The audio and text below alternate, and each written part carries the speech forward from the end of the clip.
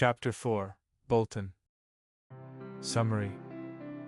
The girl who'd almost fainted at speaking to Tommen was decidedly more vicious when faced with true danger in the form of an army. "You stand here, Lord Baelish, accused of the following crimes."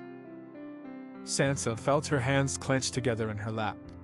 She wore gloves, however, and amidst the heavy northern furs around her shoulders, nobody would be able to see the tension thrumming inside her. Jon stood behind her, and his presence steadied her as much as it made something low in her belly twist with heat. Focus. The murder of Jon, Lord of the House Arryn, of the murder of 7 knights paramount of the Vale, and the murder of a girl in your employ who visited Winterfell. You are further accused of hiring Vale mercenaries and sending them outside your own territory, which is a crime as stated by the laws laid down by Robert Baratheon. Her father straightened. "How do you plead?" Peter looked over them. He was slightly disheveled from his imprisonment, but only very superficially. Sansa looked closer and thought that he was trembling. "Not guilty," he said. Sansa let her spine straighten minutely, and then checked herself. It wouldn't do to look too eager. But father only nodded to the scribe, likely ensuring that this bit was being written down, and then called up a number of the hastily knighted men that Peter had brought with him from the Vale. "We shall start with the charge of murder of the girl," he said. "Sir Godric, please stand and tell us what you saw when you were in the neck." The knight was very pale, Sansa thought, and very young. His hair was dark and fashionably cut, and likely he hadn't ever thought about anything other than being a knight with as much acclaim and fame as Loras Tyrell. Had she been younger, she might have swooned over him.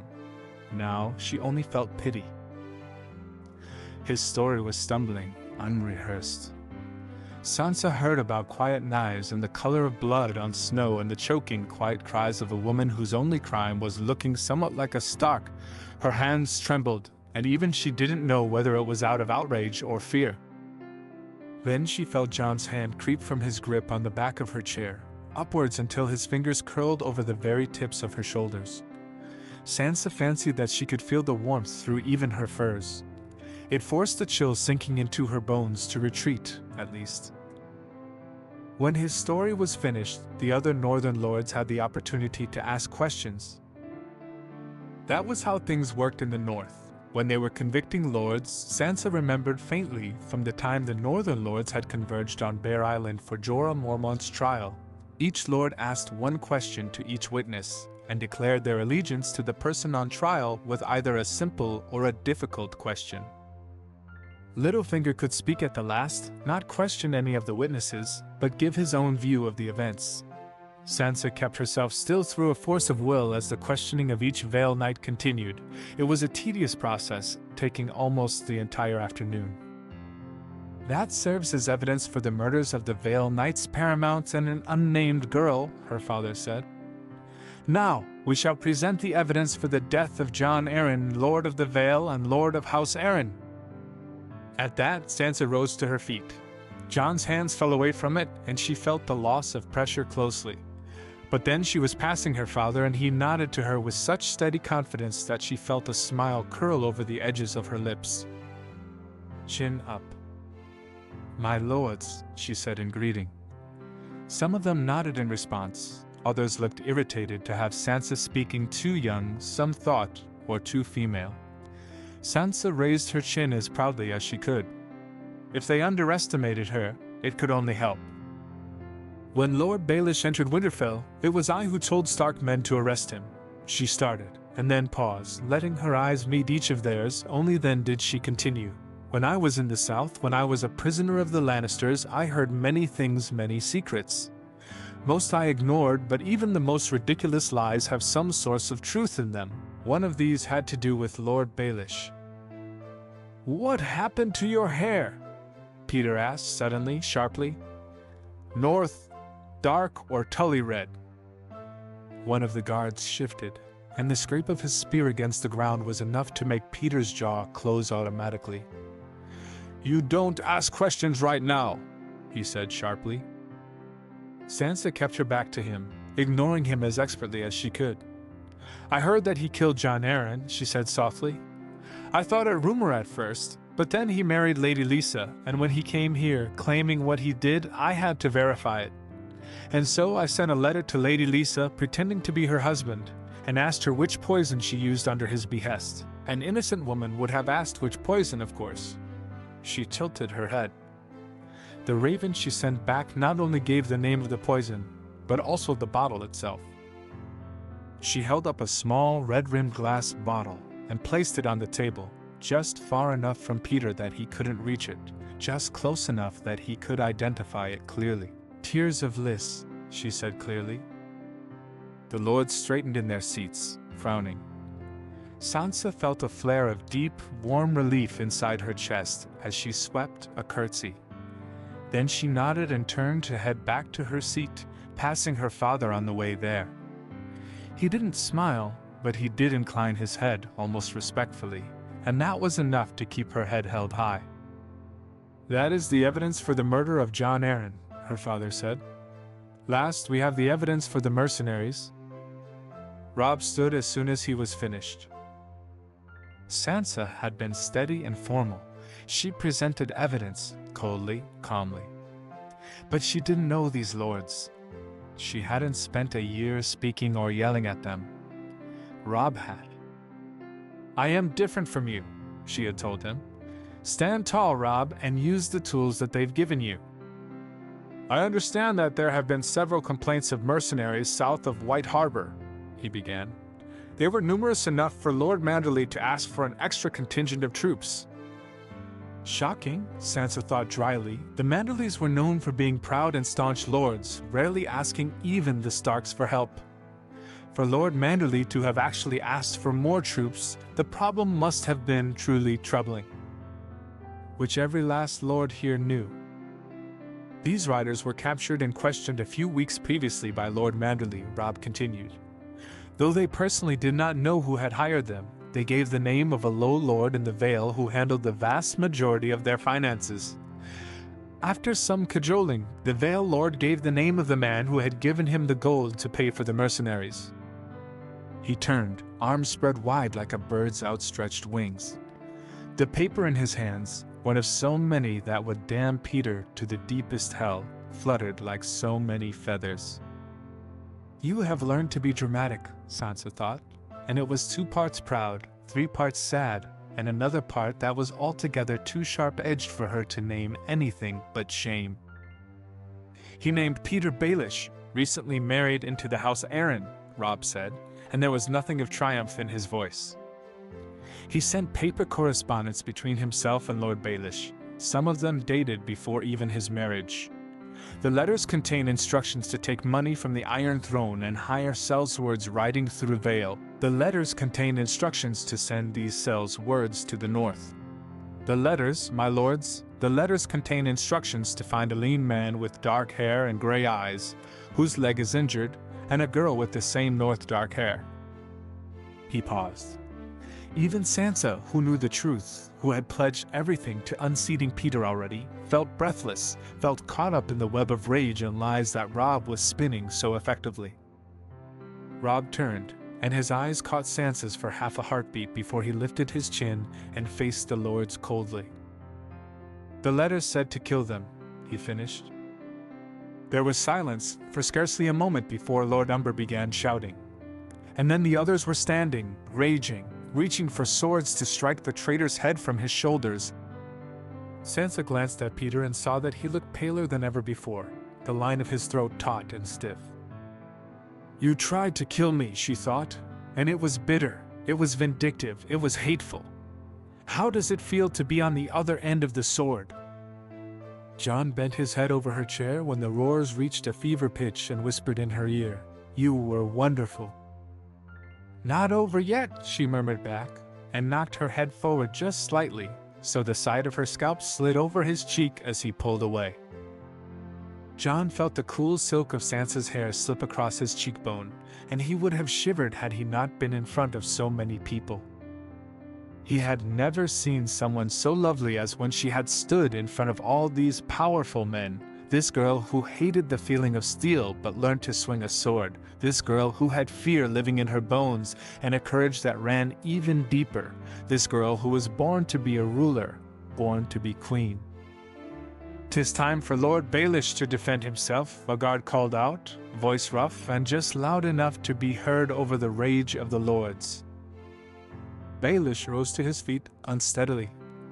Jon might have believed it had he not immediately regained his balance.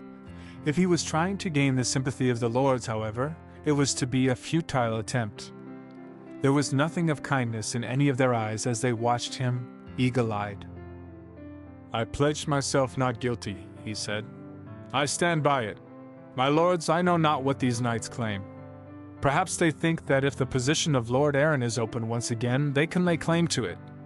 They are young, my lords, and they are foolish. Who trusts a child's eyes on their first hunt? Who trusts the motivations and greed of sellswords?" His shoulder lifted half gracefully. "And of course, wherever I came from, I am now Lord Arryn. My lady wife would be most displeased to see my head. And how many kingdoms can the North make enemies of?" "The Westerlands, the Crownlands, if the Vale joins them." Lady Catelyn stood then, and she stood tall. She stood proud. "None," she announced. "Upon hearing Lady Arryn's confession, we sent ravens to those lords who hadn't agreed to bend the knee to Lord Baelish. Lord Bronn's Yohn Royce agreed, after further negotiations, to keep the Vale's neutrality if and when Lord Baelish's head was sent to the Eyrie." Baelish went white. He stared up at Lady Catelyn, and the betrayal Stark on his face ached as much as it made something animal in Jon's chest crow. Then, moods abruptly switching from shock to rage, he snarled, "She is your sister." "She is," Lady Catelyn acknowledged.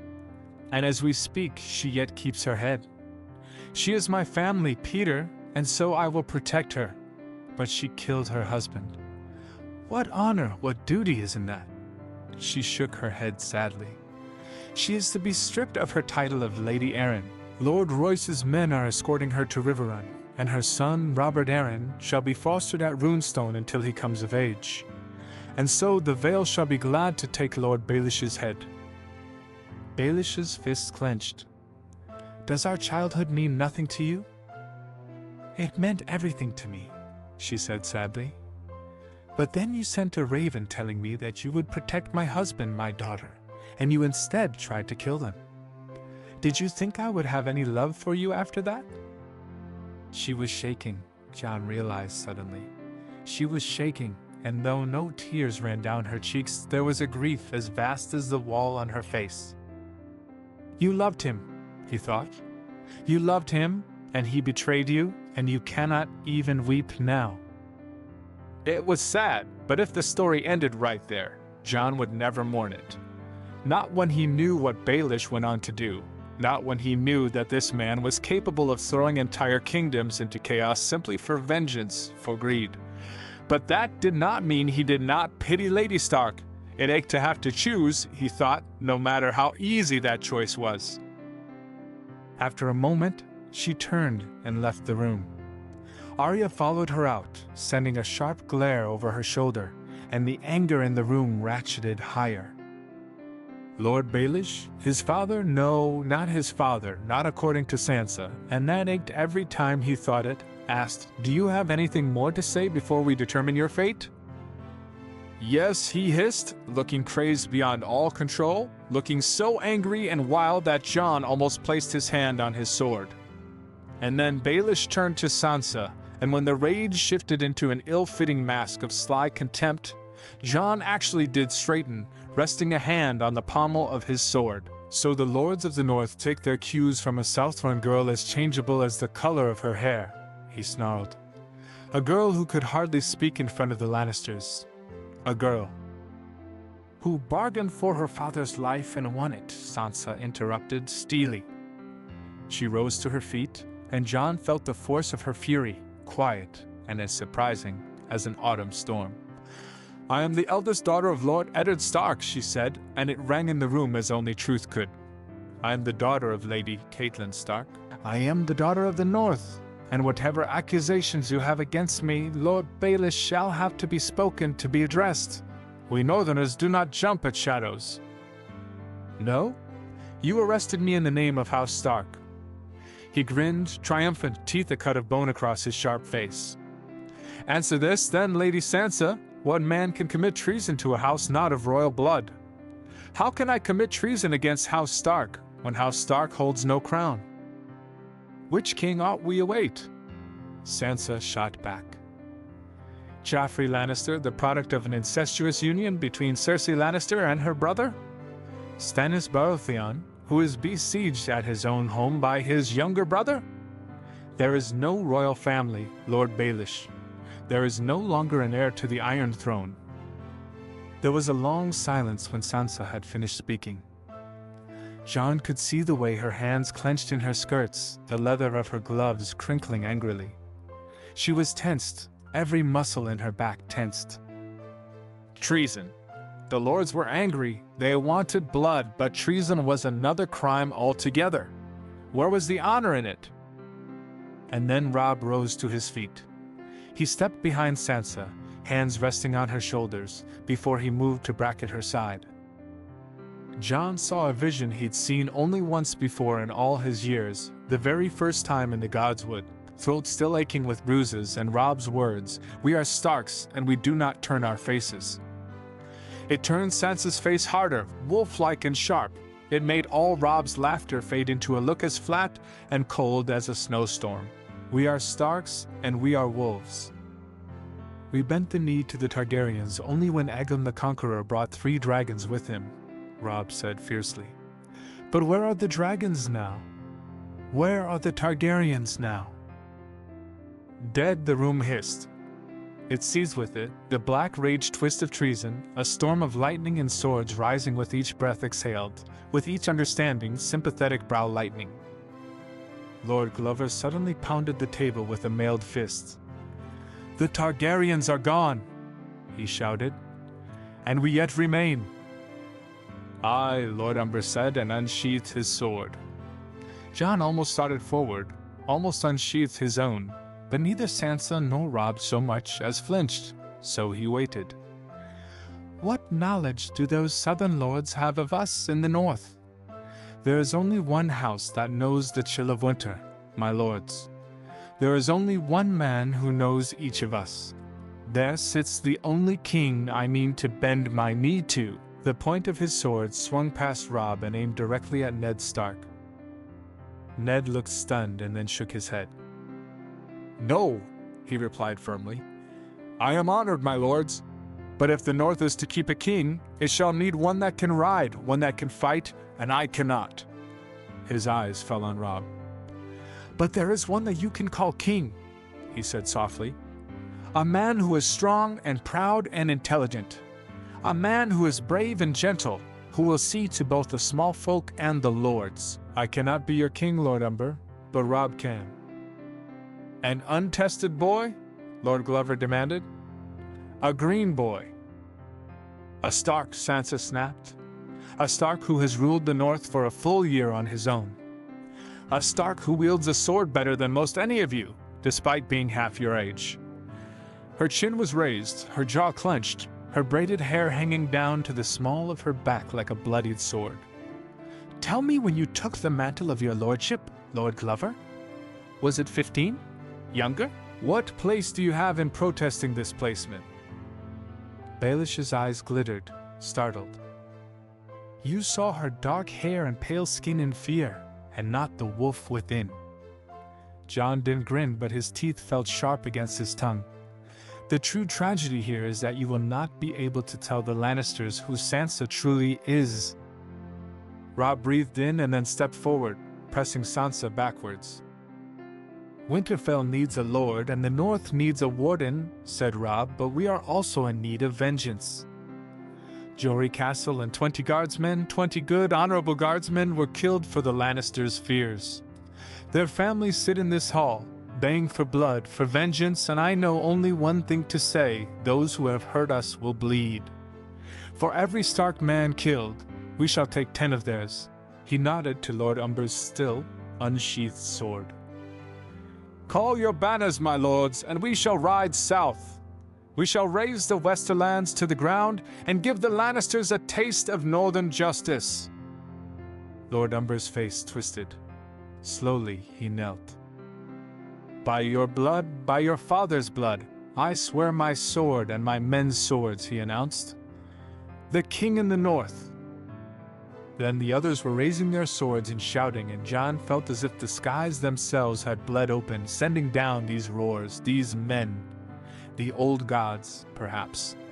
All he knew was that there was a storm that night in the great hall of Winterfell, and it tasted like lightning and ice. That night, Sansa slipped into the dungeons. Peter had been escorted from his relatively comfortable room in the keep to the dungeons after the lords declared Robb king. Sansa had watched, and she had felt a fear thrum against the back of her throat like a harp's strings.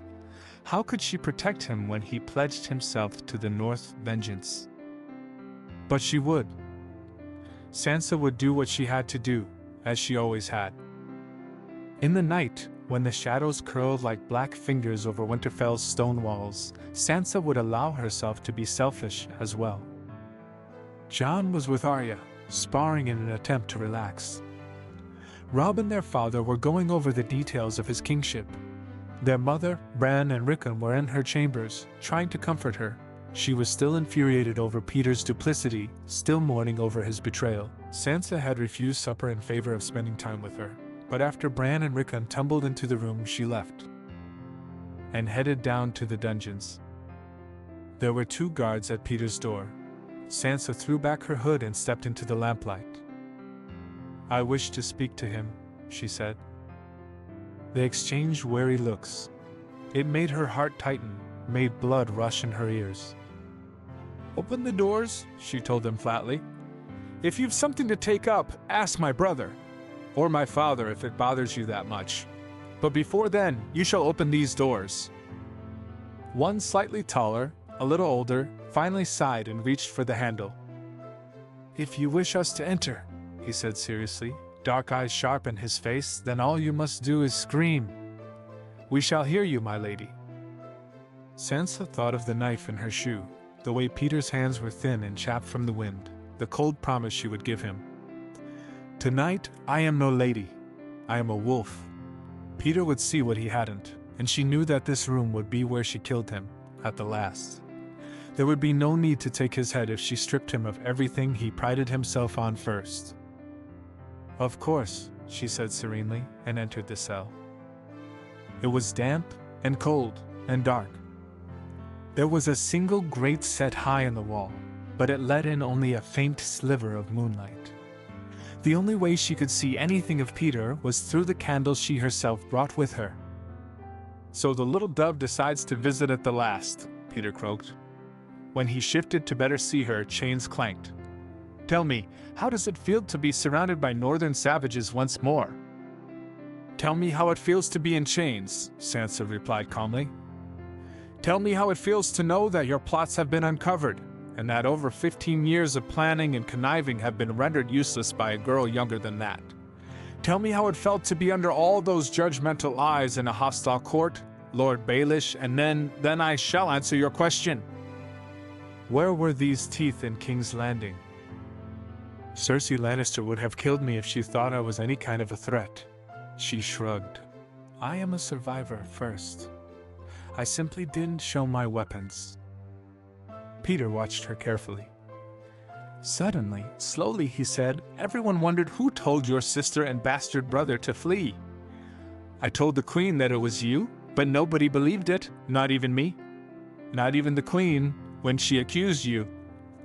Sansa waited, and he went on, "But who else? No servant would have dared, and what nobleman would have wanted to?" She tilted her head to the side. "I did what I had to do to save those I love." He shook his head as if to let those thoughts fall away. Sansa realized that his hands were trembling very, very finely. "Why are you here?" he asked hoarsely. "Because I wanted you to know that I'm the reason you're going to die tomorrow," she murmured. The girl Cersei Lannister, did not believe I could kill someone." "Aelin Payne?" he whispered, horrified. It was you who killed him." "I will not swing the sword," Sansa told him, ignoring his words with ease. "But I shall ensure that one remembers you." "All memory of you will disappear? Who shall remember a petty lord with ambition enough to rise high? What will they ever say of you, but that you were found and silenced by northern honor, northern steel? You shall be as dust." "They will sing of me and mine for centuries," Sansa told him, and there was something in her voice that made it sound less a promise and more a truth.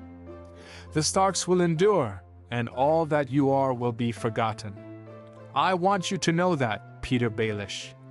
There shall be no escaping my brother's sword on the morrow." "Look me in the eye," he hissed. "Tell me why I die." Sansa stepped forward, skirts sweeping over dirty stone and dried blood. She knelt, candle throwing deep shadows over them both, and looked at him steadily. "You die because you told my mother that you would protect me," she told him quietly. "You die because you tried to have me killed instead. You die because I cannot see you without wanting to scratch out your eyes. You die because I am a Stark, and I will have my pound of flesh at the end of the day." "I die for your vengeance," Peter said. "Let's not mince words here." Sansa threw her head back and laughed. "You are going to die because you were a fool," she disagreed.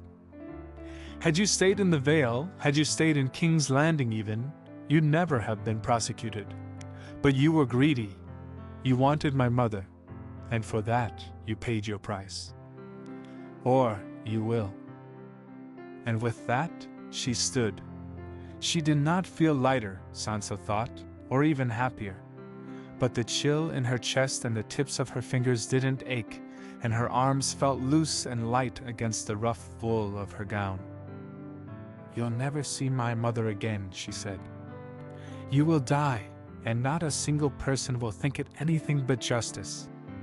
Not a single soul shall weep over your body." Sansa shook her head. "Was it worth it? Was what worth it?" She arched an eyebrow. "Your obsession with my mother." "She was all I ever wanted," he bit out. "And for that you nearly died 17 years ago." She sighed and stepped away, hand brushing the door handle. "For that you will die tomorrow. I hope for your sake that it was worth something, Lord Baelish, for you've nothing else of worth." "Goodbye," Sansa murmured and stepped outside. The guards let her go without any fuss, and when she went up the stairs, she didn't turn to enter her own room, but rather slipped away into the narrow, rickety flights meant for servants that hadn't been cleaned or looked at in ages. These went higher than the official stairs ever did.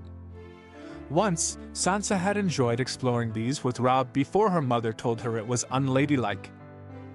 Now she let her feet carry her where instinct guided, past rotted wood and moth-worn tapestries, through a small hole in the wall to a smaller, hidden ledge braced between two towers. The wind cut at her face and hands, and she curled into the warmth of her furs, huddling against the cold stone wall. If she stayed there, nobody would be able to find her. It had been ages since Sansa had ever come here, and now she wondered why that was. Had being a lady been so terribly important for her? But from here, Sansa could see the way moonlight hung over Winterfell. The rough stone walls turned to silver, the hard edges of the earth softened to dark rolls. This is mine, she thought. This harsh, frozen land was hers. Robb may have been the king, and her father might have been warden, but Sansa was the only one to know what it felt like to be alone. Sansa was the only one who had not been born to the north, but had chosen it, had embraced it, had let ice flood her veins until the common folk called her the Queen of Winter, though she had no crown but her red hair. "I will never leave this." Peter would have wanted her to. Any husband she took would want her to accompany them to their keeps. Sansa did not know if she could survive that. Jon. She loved him. Her heart fluttered in her chest at the thought, and she wanted to hold him tight enough to bruise, tight enough to know that she would never have to worry about being left alone again.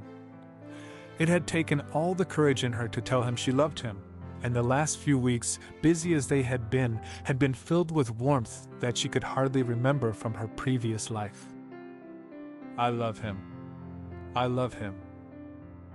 He would never ask her to leave Winterfell. Sansa breathed in, deep and cutting, the cold air like glass in her lungs, and felt alive. She trusted Jon as she couldn't trust anyone else, and she'd grown around that trust. She knew now. It had become the center of her world. Sansa slept on that ledge that night.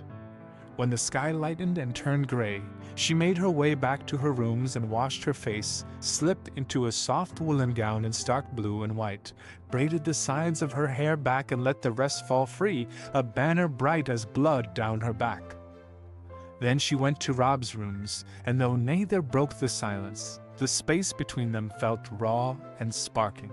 Once he was ready, they left together arm in arm and stopped in the courtyard. "Chin up," Sansa told him quietly, and stepped back, watching.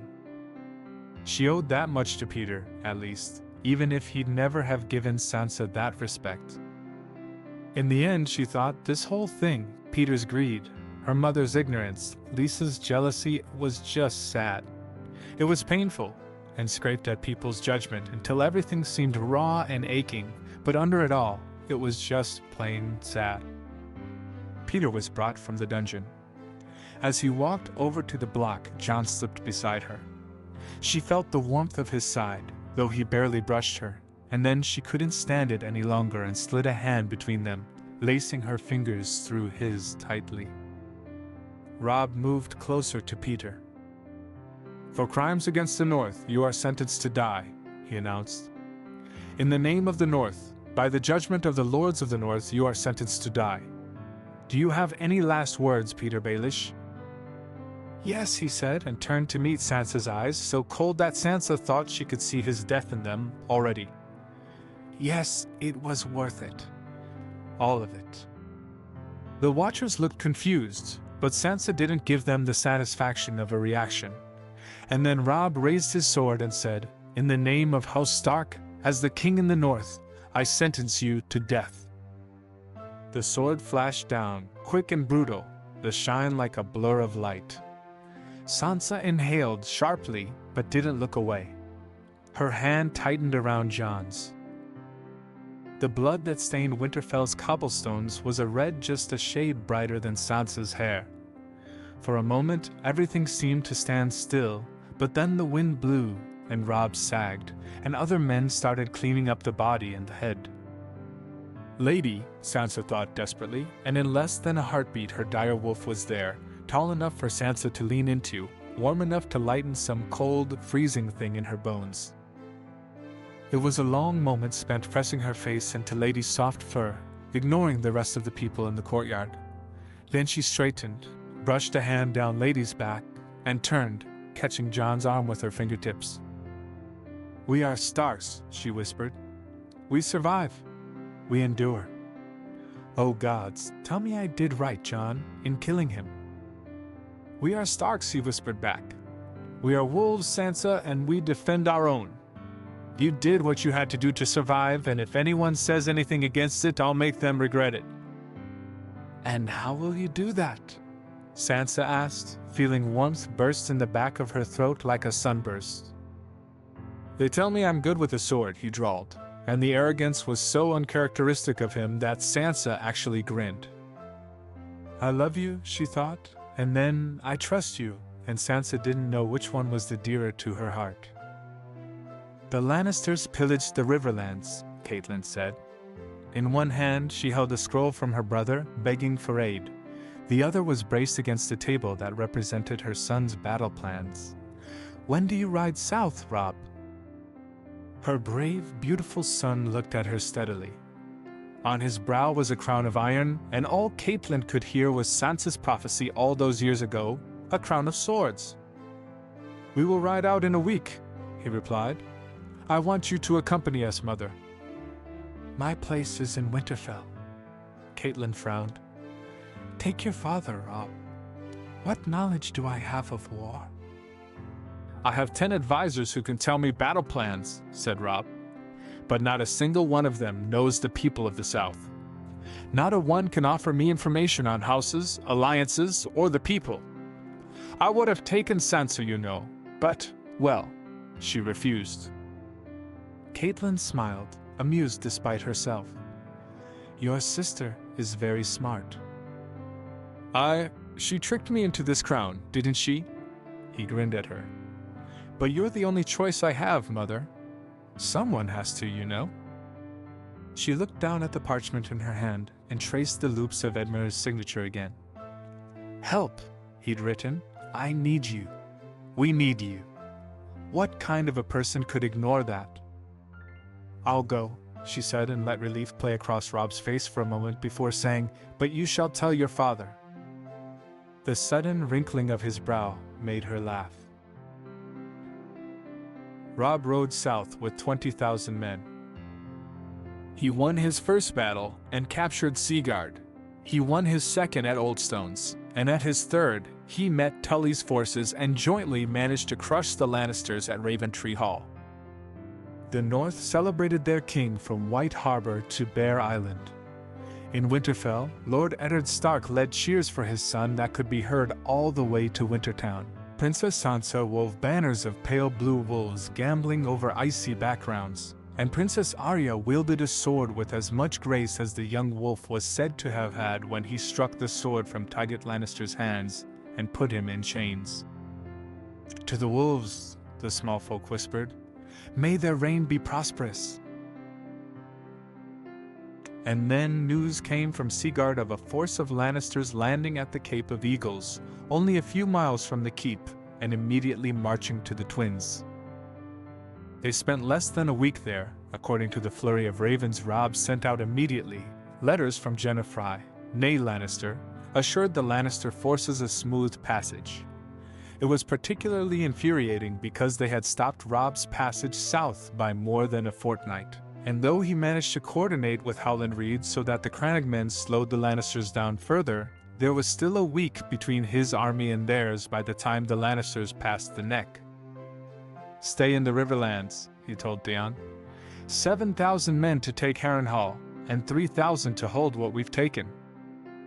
Theon nodded, and the Great John behind him straightened ferociously, and Robb marched back north with his mother and 10,000 soldiers at his back. On the way there, he burned the Twins down to the ground. The Frey branch was all but ended. The only ones left to them were distant cousins married to other river lords who scarce bore the name. They met them at the White Knife. Manderly river runners and Robb's own forces caught them in a pincer grip, and those that didn't surrender either met Stark blades to their throats or drowned. Robb took the prisoners and all his battle-weary, exhausted men the 60 miles further north to Winterfell. At the cold steel walls he felt his throat tighten. When the gates opened and Bran leapt forward, his hands fierce and tight as he embraced Robb, the tightness swelled and burst. Before he knew it, he was weeping into his brother's neck. And then Arya was there, and then Rickon and Jon and Sansa and their father, and mother, who had been a few hours behind the army, came that night, and it made him wonder how strong Sansa had been to survive losing this and then having it all again, how this kind of love could drive you mad from sheer emotion. "Announce it," Sansa said. Ned looked at her. "How long have you known it?" "Since I was 9. Her back was very straight and her eyes very level. She looked entirely like her mother. "Tell people." "Why now?" "Because Jon insisted that I tell him," she said sharply. "Because he is not your son and it is a lie and I thought you could not abide that. Because Mother has spent 18 years thinking you loved someone more than you loved her, and this is not fair to her. I don't precisely care what you think my reason is, Father." He inhaled slowly. 9. "You've kept this secret for 6 years. And now?" Sansa worried over Robb incessantly. The only person who could ever make her laugh was Jon. They took such long walks in the Godswood. They moved around each other with perfect ease, always knowing where the other was and where they would move. When they offered advice, it was as if they'd spoken to each other first and only then even bothered to think of speaking it to others. You love him, Ned realized, and not as a brother. Sansa blinked, but her surprise disappeared behind defiance quick enough. And if I do? You love him, he said slowly. And Jon? Does he love you? Her face said the answer she couldn't speak. You love each other, Ned continued. When did this happen, Sansa? Before King's Landing? Before. I don't know, she replied, and though the coloring was all wrong, Ned couldn't help but remember Lyanna in the hours after Rhaegar had crowned her with winter roses, something in the miserable arch of her brow and another thing in her chin, something soft, bright, and sad all at once. I don't know when it happened, Father, but I do love him, and he'll never hurt me, I'll never hurt him, we're happy together. You are a princess. He is the bastard son of my sister. Oh, Sansa, could you not have loved someone else? Please, Sansa said. Tell everyone. Not just for myself, but for everyone as well. Ned almost flinched. I can't. I'll try. You will, she said, and it was iron in a way Ned had never heard from his daughter before. You'll do it, and you'll do it soon. Please, Father. I'd much rather we tell everyone how we feel before someone finds out and accuses us of being Lannisters.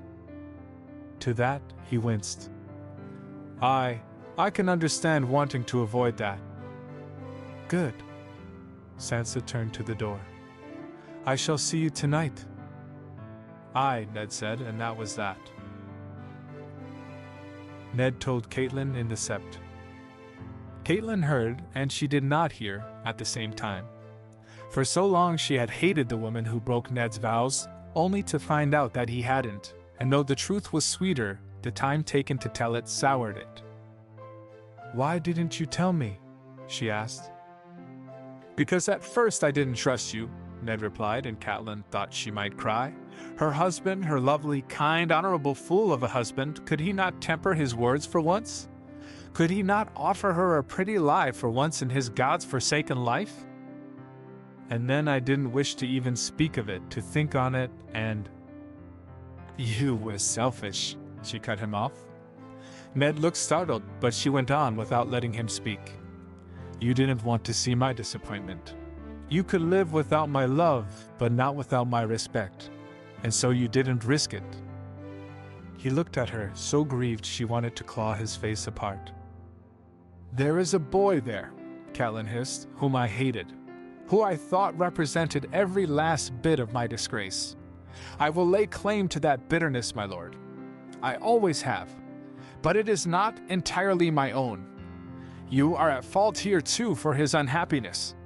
For so long I blamed myself. What of your guilt? What of the truth owed him? She didn't wait for him to answer. As soon as she finished, she walked away. Another woman might have demanded, what of myself? The lies of almost 2 decades unraveled only now, for reasons I still don't know. What of the betrayal done to me? But Catelyn Tully was a creature of unselfish duty, and that was hewn down to her bones.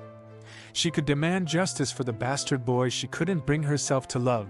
She could accuse her husband of tarnishing her honor, but she couldn't bring herself to ask him when he'd decided that she wasn't worth the truth. People said Eddard Stark was an honorable lord. You may try, Catelyn thought, and didn't let the words pass her lips. You may try to be honorable, but you are not. You are only honorable when it suits you, and that is not honor. Catelyn, he began, resting a hand on her shoulder. She ripped away from him. Leave, she ordered, eyes flashing. She had spent years in the north. Let Ned see how it felt to be looked at with icy eyes.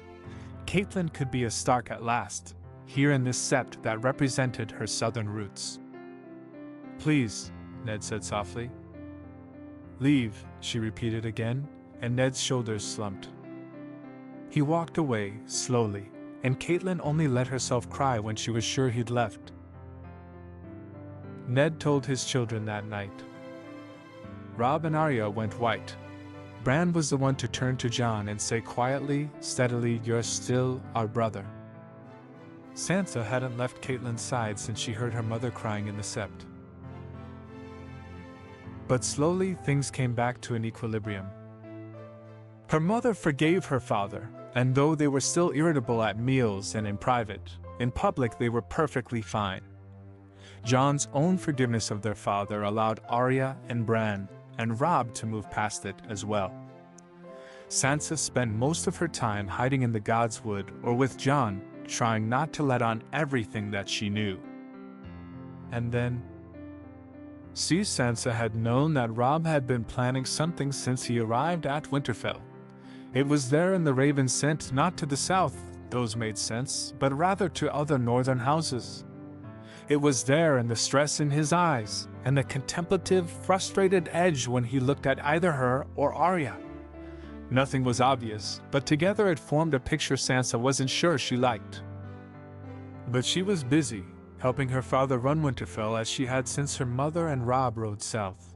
More than that, she was trying to keep Jon's spirits up, as well as keeping the peace between her parents, not to mention offering some advice to Robb to send to Theon, who was still besieging Harrenhal. Well, the gist was that Sansa was busy, so it took her some time to piece together what was happening. In point of fact, it took her a raven sent from Last Hearth to understand. "You want to send us away?" Sansa snapped, entering Robb's solar in a flurry of skirts and tossed hair. Robb immediately, gratifyingly paled. "Sansa," he started. She was having none of it. She shook the letter in his face. "Why is Morzumber assuring you that he has space in his home for a retinue from Winterfell?" she demanded. "From where exactly do you think he got the idea that Arya and I would be going there?" There was a pause, and Sansa became aware of 3 of Robb's battle commanders, not lords themselves, younger brothers and sons of the lords, looking torn between amusement and discomfort. She straightened, letting a cold mask fall over her features, and turned away to look out the window, an opportunity for Robb to send them away if he wanted to avoid being yelled at in front of others. The men left quickly. As soon as the door snicked closed, Sansa turned and glared at Robb. "Explain." "It's just for a short time," Robb said. "I thought that it would keep you safe." "And sending me away as if I were an unwanted box?" Sansa asked incredulously. "Sending your sisters away to a castle that has nothing around it. The wildlings have been driven back. They haven't been seen for years. I spoke to the great Jon about it." "Oh, lovely," she said mockingly. "I don't have to worry about wildlings at Last Hearth." "Yes, Robb, that's why I didn't want to go there." He arched an eyebrow. "And why is it that you don't want to go?" Sansa spread her arms wide. "Winterfell is my home. Why should I go to a keep that holds no love for me? It's in the north." "If I won't go south, what makes you think I'll go north?" "So you won't leave Winterfell for the rest of your life?" Robb asked disbelievingly. "I don't understand why I have to go now. I don't understand why there. Why now? Why you've suddenly decided that?" "The Lannisters came within 60 miles?" Robb shouted abruptly. 60 miles, Sansa!" Another hard day's ride, and they'd be at Winterfell. They'd be here, at these walls, and there'd not be a single thing I could do to protect you from them.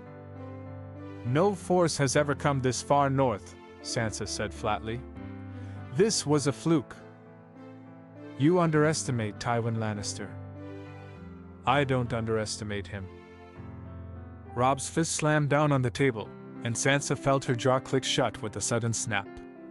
"Listen to me," he barked. "They came this far. They got this close. I cannot fight a war while I worry about you and Arya, so you will go north, to Last Hearth." "Are you sending Bran?" Sansa asked.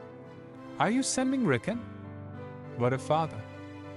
Is anyone else supposed to bow their heads to an idiotic decision made simply because you have a savior complex that only applies to me and Arya?" Robb flinched and looked away. Well, you'll take Rickon, he said finally, unwillingly. But Bran will remain here. Will he? Without telling me, Sansa said lowly. Without telling anyone. You expect me to be one of your soldiers, a pretty porcelain pawn to be moved as you wish. Sansa. No, she bit out. Enough. When have I ever tempered my tongue? Tell me, Robb, do you think that if I wanted to ride amongst your men while they fought a battle, you'd be able to stop me? Anger flared in Robb's eyes. I am the king. Because I wanted you to be. Because I pushed you. Pure rage flooded Sansa's chest. When did I bend the knee? She asked coldly. He recoiled. Sansa only tossed the parchment from last hearth onto the table and turned to the door. I'm telling Arya, she announced and left. My thoughts as a reader. Well, now that's a trial worth watching. Sansa standing tall, cold as ice, putting Littlefinger in his place. That's a sight many readers have been waiting for. Robb's learned a bit of theater too, waving those letters about like a mummer on the stage, and the Lords of the North roaring for blood. Oh, it all feels right.